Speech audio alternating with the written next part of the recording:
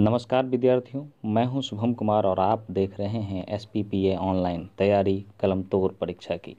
इसी कड़ी में आज मैं उपस्थित हूं भूगोल के एक नए अध्याय के ऑब्जेक्टिव प्रश्नों के संकलन के साथ, और उस नए अध्याय का नाम है निर्माण तथा उद्योग। इस वीडियो में हम लोग जितना भी ऑब्जेक्टिव प्रश्न बन सकता था उस पर डिस्कस करेंगे, और अंत में आपको कुछ महत्वपूर्ण फैक्ट इस पर उल्टा पुल्टा करके बहुत तरह के ऑब्जेक्टिव बनाए जा सकते हैं।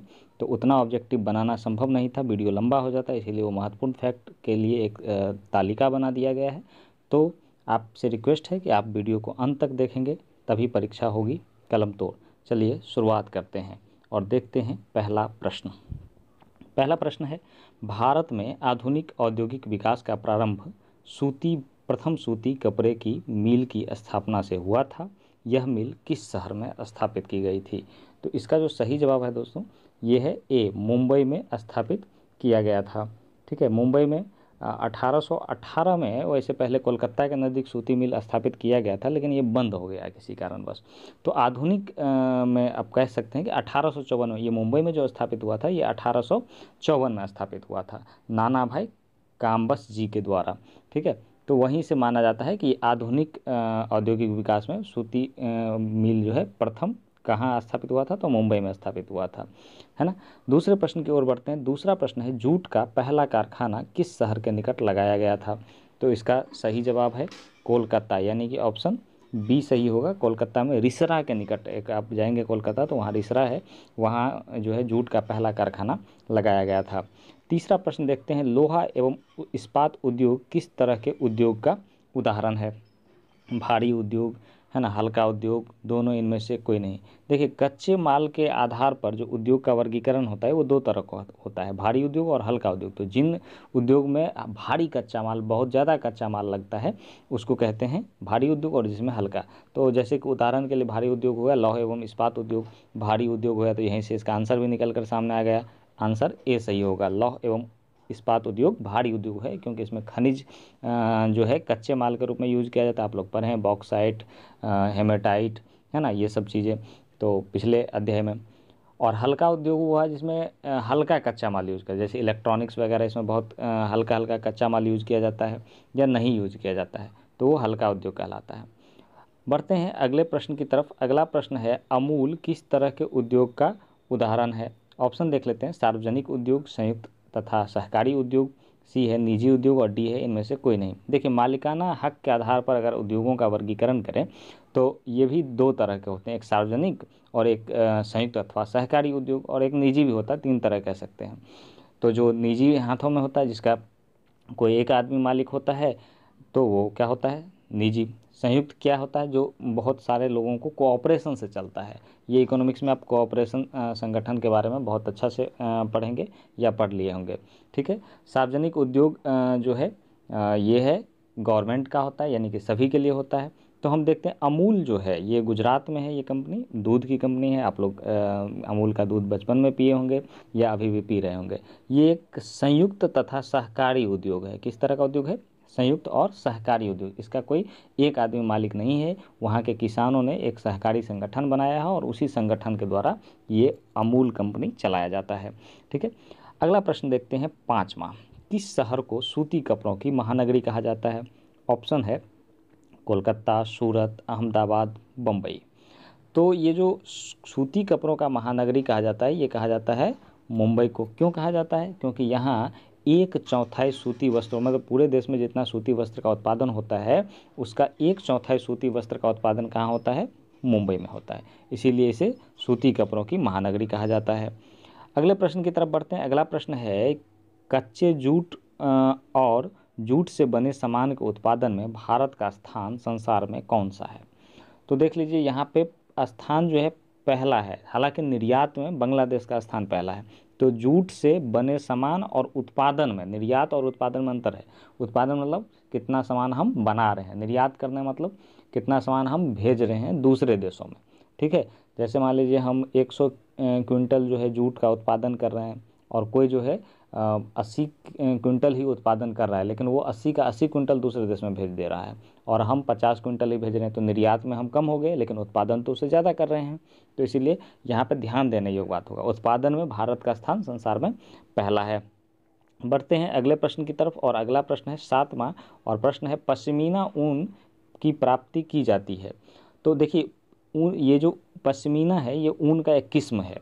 ऊन बहुत तरह के होते हैं, ऊन का एक किस्म है, उसमें एक अच्छा किस्म है पश्मीना। तो ये ऊन किससे प्राप्त की जाती है? बकरियों से, खरगोश से, भेड़ से, इनमें से कोई नहीं। सही जवाब इसका क्या होगा? बकरियों से पश्मीना ऊन प्राप्त किया जाता है। ये एक कश्मीर के एरिया में या लद्दाख के एरिया में एक विशेष किस्म का बकरी होता है, उससे उसके जो रोएं होते हैं उसी से पश्मीना ऊन प्राप्त की जाती है ना। 8वां प्रश्न देखते हैं, ऊन पर ही है, अंगोरा ऊन की प्राप्ति की जाती है। तो देखिए पश्मीना बकरी से किया, तो अंगोरा ऊन जो है ये खरगोश के रोएं से प्राप्त की जाती है और बहुत अच्छा किस्म का ऊन माना जाता है। आप देखेंगे कि स्वेटर वेटर खरीदेंगे मार्केट में तो लिखा रहता है नीचे में कि अंगोरा ऊन से निर्मित, या मफलर वगैरह तो कंपनी भी है एक अंगोरा का, ऊनी कपड़ा का। तो इस तरह से आप देखिए अंगोरा बहुत अच्छा किस्म का और मुलायम किस्म का ऊन माना जाता है ना, खरगोश के रोएं से बनता है। 9वां प्रश्न है, संसार में गन्ने का बड़ा उत्पादक देश कौन है? तो ये इसका सही जवाब है अपना भारत। गन्ना में हम लोग सबसे बड़ा उत्पादक देश है गन्ने का उत्पादन में, ठीक है। 10वां प्रश्न देखते हैं, आधुनिक आधार पर चीनी उद्योग का विकास 1903 में बिहार के किस जिले में चीनी मिल के स्थापना के साथ हुआ था? तो देखिए आधुनिक आधार पर चीनी मिल का जो विकास हुआ वो बिहार में सबसे पहली बार एक ज़िला में था। 1903 में चीनी मिल की स्थापना है। तो वो कौन सा ज़िला था दोस्तों? वो ज़िला था सारण। जो लोग सारण के होंगे वो कमेंट बॉक्स में कमेंट कर सकते हैं कि मेरे ज़िला में है, अभी चल रहा है, क्या स्थिति है उसकी, है ना। अगला प्रश्न देखते हैं, भारत का बर्मिंघम किस शहर को कहा जाता है? ऑप्शन है अहमदाबाद, जमशेदपुर, राउरकेला, इनमें से कोई नहीं। इसका जो सही जवाब है ये होगा जमशेदपुर। अब आप कहेंगे सर समझ में नहीं आया है, बर्मिंघम क्या होता है? देखिए बर्मिंघम एक शहर का नाम है जो इंग्लैंड में है, और औद्योगिक क्रांति जब हो रही थी, इतिहास में आप लोग पढ़े ही होंगे, औद्योगिक क्रांति जब हो रही थी तो उसमें लौह एवं इस्पात उद्योग में बर्मिंघम का बहुत उसी के लिए फेमस है, यानी वहीं से शुरुआत हुई थी। तो और भारत में कहाँ से लौह एवं इस्पात उद्योग की शुरुआत हुई थी? जमशेदपुर में, जमशेदजी टाटा ने लगाया था कंपनी। तो इसीलिए भारत का बर्मिंघम जमशेदपुर को कहा जाता है। अगले प्रश्न की ओर बढ़ते हैं और 12वां प्रश्न देखते हैं, सिंदरी किस उद्योग के लिए प्रसिद्ध है? तो ऑप्शन देखते हैं, सीमेंट उद्योग, लौह उद्योग, उर्वरक उद्योग और रासायनिक उद्योग। सिंदरी एक जगह का नाम है और ये फेमस किस उद्योग के लिए है? ये है उर्वरक उद्योग के लिए। सिंदरी कहाँ है? झारखंड में है और उर्वरक उद्योग के लिए फेमस है। बढ़ते हैं अगले प्रश्न की तरफ। अगला और 13वां प्रश्न है, निम्न में से कौन सा चूना पत्थर को कच्चे माल के रूप में प्रयोग करता है? निम्न में से कौन सा उद्योग चूना पत्थर को कच्चे माल के रूप में प्रयोग करता है? तो एल्युमिनियम में तो नहीं होता है, चीनी में चूना पत्थर का काम नहीं है, पटसन में भी नहीं है। तो ये जो सीमेंट उद्योग है ना, इसी में चूना पत्थर को कच्चे माल के रूप में प्रयोग किया जाता है। 14वां प्रश्न देखते हैं, एशिया का सबसे पुराना रेलवे वर्कशॉप कहाँ स्थित है ना। तो ऑप्शन देख लेते हैं, जमालपुर, लिलुआ, पेरम्बूर, इनमें से कोई नहीं। इसका सही जवाब है जमालपुर। आप लोग कमेंट करके बताइएगा जमालपुर बिहार के किस जिले में पड़ता है ना। 15वां क्वेश्चन है, रेलवे पहिया बनाने का कारखाना बिहार के किस जिले में है? तो आपको पता होगा, जो उस जिले के होंगे उनको तो ऑफ कोर्स पता होगा। तो चलिए देख लेते हैं, जमालपुर, नालंदा, छपरा, पटना। तो इसका सही जवाब होगा छपरा। रेल कारखाना बिहार में पहिया बनाने का कारखाना है ना, कहाँ पे है? छपरा में है। छपरा वाले लोग जरूर जरूर कमेंट करें। अगला प्रश्न है, 16वां, डीजल चलित रेल इंजन बनाने का कारखाना कहाँ अवस्थित है? तो देखिए डीजल वाला जो इंजन, दो तरह का इंजन है, डीजल वाला, इलेक्ट्रिक वाला। तो डीजल वाला इंजन बनाने का कारखाना कहाँ है? ऑप्शन देखते हैं, चितरंजन, कपूरथला, बेंगलुरु, बनारस। तो डीजल इंजन जो बनाने का कारखाना है वो हमारा बनारस में है। कहाँ है? बनारस में। अगला 17वां प्रश्न देखते हैं, विद्युत चालित रेल इंजन बनाने का कारखाना कहाँ अवस्थित है? यानी कि अब हो गया इलेक्ट्रिक इंजन, और इलेक्ट्रिक इंजन बनाने का कारखाना देख लेते हैं, ऑप्शन चितरंजन, वाराणसी, कोलकाता, सभी। ये चितरंजन में है। कहाँ है? इलेक्ट्रिक इंजन चितरंजन में। देखिए जब इलेक्ट्रिक झटका लगता है तो आदमी चित्त हो जाता है, तो इसीलिए ऐसे याद कर सकते हैं कि इलेक्ट्रिक इंजन बनाने का कारखाना रेलवे का ध्यान रखिएगा, चितरंजन में है। 18वां प्रश्न है, सवारी डिब्बे बनाने का कारखाना निम्नलिखित में से कहाँ है? तो सवारी डिब्बे बनाने का कारखाना देख लेते हैं, ऑप्शन पेरम्बूर, कपूरथला, कोलकाता, सभी। तो यहाँ पे ये सभी है। इसके अलावा एक और जगह है बेंगलुरु। तो ये 4 जगह पे सवारी डिब्बे रेलवे का सवारी डिब्बा बनाने का कारखाना है। कहाँ कहाँ? पेरम्बूर, कपूरथला, कोलकाता और बेंगलुरु। अगला प्रश्न देखते हैं 19वां, देश में पोत निर्माण के केंद्र में निम्न में से कौन से हैं? पोत जानते हैं, है ना? वो पोतन नहीं, स्लेट वाला नहीं। पोत मतलब ये जो जहाज है ना? तो जहाज निर्माण के देश में 5 केंद्र हैं। और कौन कौन से हैं? ऑप्शन पहले इसमें देख लेते हैं, विशाखापत्तनम, कोलकाता, कोच्चि और सभी। तो यहाँ पे सभी हो जाएगा। विशाखापत्तनम में भी पोत निर्माण होता है, कलकत्ता में भी होता है, कोच्चि में भी होता है। उसके अलावा मुंबई और मझगांव में होता है ना? मझगांव में सेना के लिए पोत का निर्माण होता है। मझगांव डॉक लिमिटेड एक कंपनी है, वो बनाती है। बढ़ते हैं अगले प्रश्न की तरफ। अगला प्रश्न है HAL क्या बनाती है? HAL मतलब हिंदुस्तान एरोनॉटिक्स लिमिटेड, है ना? ये 1940 में हिंदुस्तान एरोनॉटिक्स कंपनी थी और 1964 में एरोनॉटिक्स लिमिटेड जो है वो क्या हुआ, इसके साथ विलय हो गया और बन गया हिंदुस्तान एरोनॉटिक्स लिमिटेड। तो ये क्या बनाती है? पोत बनाती है, वायुयान बनाती है, मोटर वाहन बनाती है, इनमें से कोई नहीं बनाती है। तो जैसे ही एरोनॉटिक्स हो गया, एयर में जाने लगा, तो एयर में कौन चलता है? वायुयान चलता है। तो स्वाभाविक बात है कि HAL क्या बनाएगी? वायुयान बनाएगी। ठीक है। अगला प्रश्न 21वां बढ़ते हैं। सिलिकॉन शहर के नाम से किस शहर को जाना जाता है? पता है आपको? तो आंसर बताइए, ठीक है, कमेंट बॉक्स में। हम देखते हैं ऑप्शन, बेंगलुरु, कलकत्ता, मुंबई, चेन्नई, और ऑप्शन यहाँ पे खत्म हो गया। अगला इसमें आंसर देखते हैं। आंसर है इसका बेंगलुरु। सिलिकॉन सिटी के नाम से किसको जाना जाता है? बेंगलुरु को जाना जाता है ना? क्यों जाना जाता है? क्योंकि सॉफ्टवेयर कंपनियां जितनी भी हैं हमारे देश में, वो सॉफ्टवेयर यानी इंफॉर्मेशन टेक्नोलॉजी का जो भी हब है वो बेंगलुरु है। सॉफ्टवेयर कंपनी जितना भी मोबाइल फ़ोन आप लोग यूज़ कर रहे हैं, सब सॉफ्टवेयर चलता है ना? तो वो कंपनियां कहाँ हैं? बेंगलोर में। इसीलिए बेंगलोर को सिलिकॉन सिटी के नाम से जाना जाता है। और सॉफ्टवेयर वगैरह में या इंटरनेट वगैरह में सिलिकॉन का बहुत महत्वपूर्ण योगदान है। सिलिकॉन एक धातु होता है, ये आप लोग साइंस में पढ़े ही होंगे। 22वां प्रश्न देखते हैं। भोपाल गैस त्रासदी की घटना कब हुई थी? ये बहुत भयंकर घटना थी। लगभग 50 लोग मारे गए थे इसमें, है ना? देखिए, जब इंडस्ट्री लगती है उससे एक गैस का रिसाव हुआ था। तो ये कब हुआ था? तो देख लीजिए, ऑप्शन 3 दिसंबर 1984 जो है इसका सही जवाब है। 3 दिसंबर 1984 को भोपाल गैस त्रासदी की घटना हुई थी। इसमें एक कंपनी थी और रसायन की कंपनी थी, और उससे गैस रिसाव हो गया था और जहरीली गैस के रिसाव से बहुत सारे लोग मारे गए थे, है ना? ये बहुत भयंकर घटना थी। 23वां प्रश्न देखते हैं। किस उद्योग को फुटलूज उद्योग भी कहा जाता है? फुटलूज, तो ये कहा जाता है, ऑप्शन बी जो है आपका, इलेक्ट्रॉनिक्स उद्योग को। क्यों कहा जाता है? क्योंकि इलेक्ट्रॉनिक उद्योग में कच्चा माल की ज़रूरत नहीं पड़ता है। जैसे कि मान लीजिए चीनी उद्योग में गन्ना का ज़रूरत पड़ेगा, कच्चा माल, है ना? और जैसे कि वस्त्र उद्योग में, वस्त्र उद्योग में रेशम शहतूत से रेशम का जो है कीट का जो है कच्चे माल के रूप में इस्तेमाल किया जाता है। कीट से निकाला गया रसायन। रबर उद्योग में पेड़ से निकाला गया। लेकिन इलेक्ट्रॉनिक्स उद्योग में क्या है कि कच्चा माल का ज़रूरत नहीं पड़ता है। तो और जिस उद्योग में कच्चा माल का ज़रूरत नहीं पड़ेगा उसे हम फुटलूज उद्योग कहेंगे। इसीलिए इसका आंसर बी सही होगा। बढ़ते हैं 24वां प्रश्न की तरफ। 24वां प्रश्न है, निम्न में कौन औद्योगिक अवस्थी का कारण नहीं है? तो औद्योगिक अवस्थी मतलब उद्योग में गिरावट हो जाता है, इसका कारण कौन नहीं है? बाजार के कारण उद्योग में गिरावट आता है, बाजार में गिरावट आ जाएगी, उद्योग में गिरावट हो जाएगी। पूंजी कम रहेगा तो उद्योग में गिरावट आ जाएगी। ऊर्जा कम रहेगा तब भी, ऊर्जा मतलब बिजली, है ना, एनर्जी, तो वो कम रहेगा तब भी गिरावट। जनसंख्या के कारण उद्योग में कभी गिरावट नहीं आती, हालांकि बढ़ ही जाएगा, और है ना, और ज़्यादा डिमांड बढ़ जाएगा। 25वां प्रश्न है, भारत में सबसे पहले स्थापित लौह इस्पात कंपनी निम्न में से कौन सी है? तो अभी अभी पहले बताए थे मैनचेस्टर वाला, मैनचेस्टर नहीं, बर्मिंघम वाला। कहाँ हुआ था? तो टाटा लौह इस्पात कंपनी टाटा में हुआ था, जो जमशेदजी टाटा के द्वारा स्थापित किया गया था, है ना?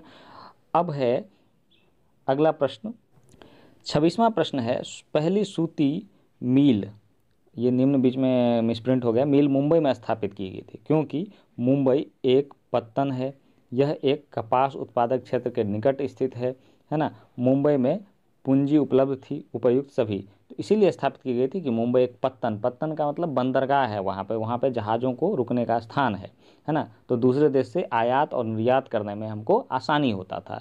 मुंबई में पूंजी भी ज़्यादा थी और यह कपास के क्षेत्र के निकट, मुंबई में कपास के क्षेत्र, कपास की खेती मुंबई एरिया की तरफ बहुत ज़्यादा होती है, इसीलिए सूती उद्योग वहाँ पे लगा पहली बार। इसीलिए इसका सही जवाब सभी होगा।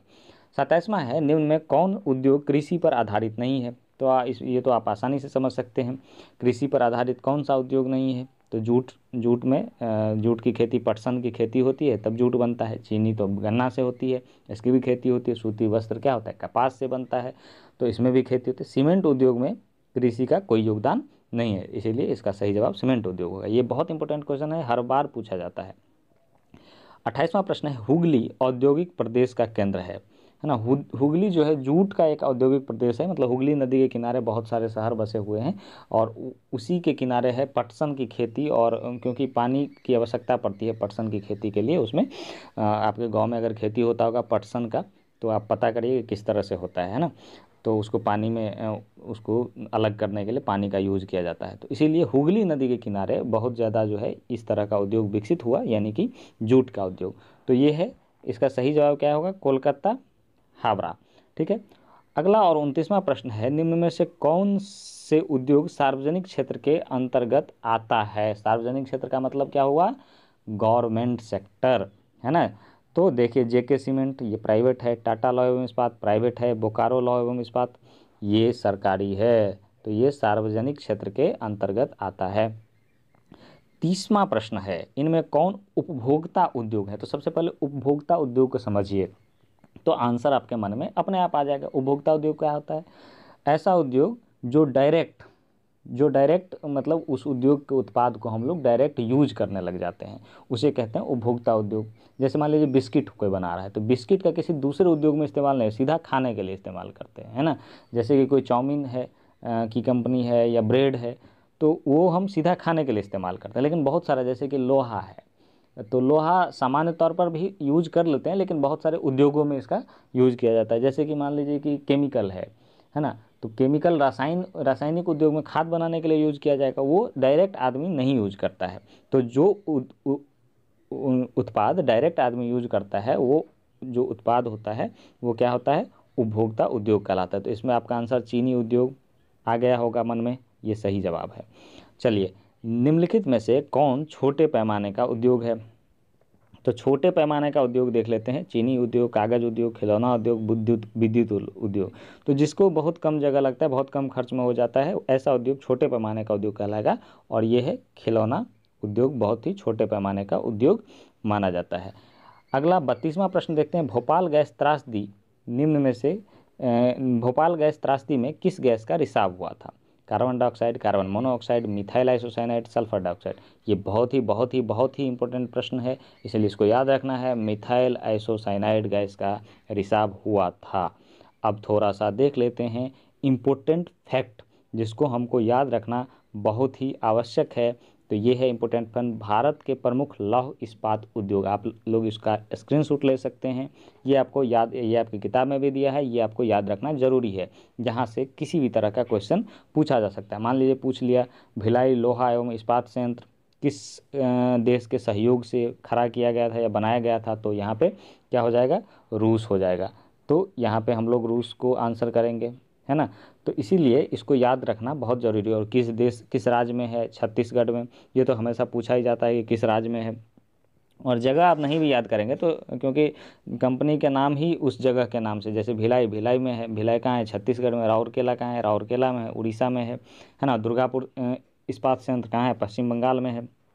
तो कम से कम ये 4 नहीं भी याद रखें तो ये 4 विदेशी सहयोग वाला जो कंपनी है, ये तो याद ही कर लीजिएगा, क्योंकि इसमें से ही क्वेश्चन पूछा जा सकता है ना। टिस्को झारखंड जमशेदपुर में है, सबको पता है। Tata iron and steel company organisation. तो इस तरह से ये भी याद करना ज़रूरी है, ये इंपॉर्टेंट फैक्ट है। अगला जो इंपॉर्टेंट फैक्ट है, ये पूछा जाता है इस तरह का क्वेश्चन, और बार बार पूछा जाता है और आगे भी पूछने की संभावना है। जैसे कि प्रमुख उद्योग है और उसका भारत में क्या स्थान है, तो सूती वस्त्र उद्योग में भारत का दूसरा स्थान है। इसका भी आप लोग स्क्रीनशॉट ले लीजिए फटाफट, है ना। और भारत में जो राज्य हैं उसमें कौन सा राज्य सबसे आगे है, तो महाराष्ट्र है। जूट उद्योग में दूसरा स्थान है भारत का, है ना। बांग्लादेश आजकल, ये करंट डाटा है, आजकल बांग्लादेश 1 नंबर पे चला गया है। तो पश्चिम बंगाल राज्य में पश्चिम बंगाल सबसे ज़्यादा है, ऊन उत्पादन में 7वां स्थान है भारत का। तो ये पूछा जाता है, ये ट्रेंड है, परीक्षा में पूछा जा गया है क्वेश्चन कई बार, तो आगे भी पूछने की संभावना है, तो इसको आप लोग ध्यान रखिएगा। आशा है कि आज का ये वीडियो आपको अच्छा लगा होगा, और अच्छा लगा है तो वीडियो को लाइक कर दीजिए। चैनल सब्सक्राइब नहीं किए हैं तो चैनल को सब्सक्राइब करिए, और बेल आइकन को ज़रूर दबाएं, ताकि हम जब भी नए वीडियो लेकर के आएँ आपके पास तुरंत नोटिफिकेशन पर है, और तैयारी फिर कलम तोड़ परीक्षा की आराम से चलते रहेंगे। दोस्तों के साथ शेयर करना भी ना भूलें।